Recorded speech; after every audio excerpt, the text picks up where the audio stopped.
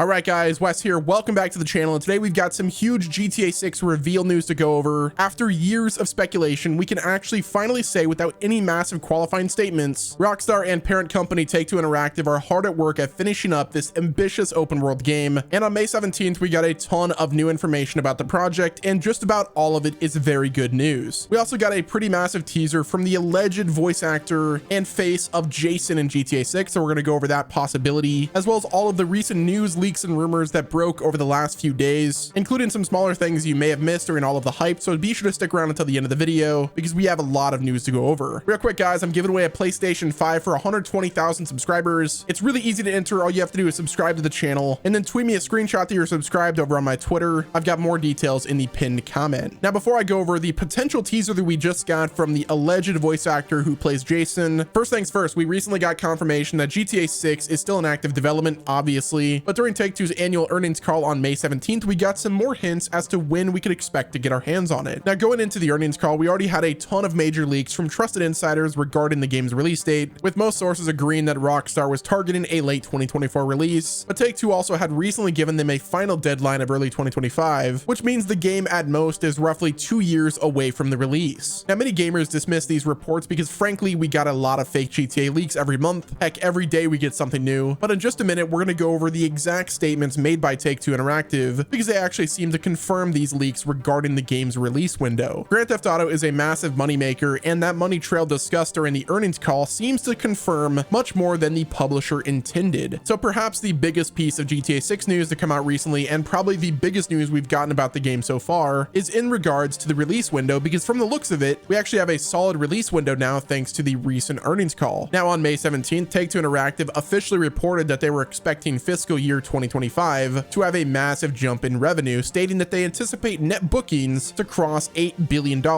which is a pretty huge leap from previous years. Fiscal year 2023 is roughly at 5.3 million in net bookings, and fiscal year 2024 is likely going to end similarly to that. So the fact that Take-Two is openly claiming that they're expecting a $3 billion jump in net bookings during the next fiscal year is a pretty dead giveaway that they're planning on releasing something huge during that window, which of course ties perfectly with all of the leaks and rumors we've heard about GTA 6 being slated for late 2024 and early 25. Now, for those that don't know, fiscal years start in April and end of the following March. So fiscal year 2025 refers to the time period from April 2024 all the way to March of 2025. And if Take-Two is expecting a huge jump in revenue during that window, it's pretty safe to say that that is now our official release window for Grand Theft Auto 6. So technically speaking, GTA 6 could release as early as April 24, or maybe hit store shelves during the summer, but personally, I'm more of the belief that this confirms a holiday 2024 target, since Rockstar and Take-Two obviously want to make sure that they maximize sales, and the holiday season will make a good time for that. Now, it totally makes sense for Take-Two to start teasing GTA 6 because they've milked GTA 5 for all it's worth at this point. Even though if they didn't release GTA 6 for another 10 years, GTA 5 would still print money. Now, I don't mean that as a derogatory statement because GTA 5 was a really massive achievement for gaming. GTA 5, of course, launched all the way back in 2013 on the freaking PS3 and Xbox 360, and it's still going strong to this day, selling millions of new copies a year, largely thanks to the GTA Online component that comes with it. GTA 5 has reportedly closed in on a whopping 180 million units sold, which puts it less than 60 million units behind Minecraft, the best-selling video game of all time. To put that into perspective, the third best-selling game of all time is Tetris. That's reportedly all the way down at 100 million units. So GTA 5 has sold almost twice as many copies as the third best-selling video game released. With all of that in mind, Take-Two is likely eager to get this new game out to the public as soon as possible, but they're also going to have a lot to do in preparation for it, because something like this is going to generate billions of dollars for years on end, which of course also explains why GTA 6's budget is reportedly going to be the highest in gaming history, likely crossing the $1 billion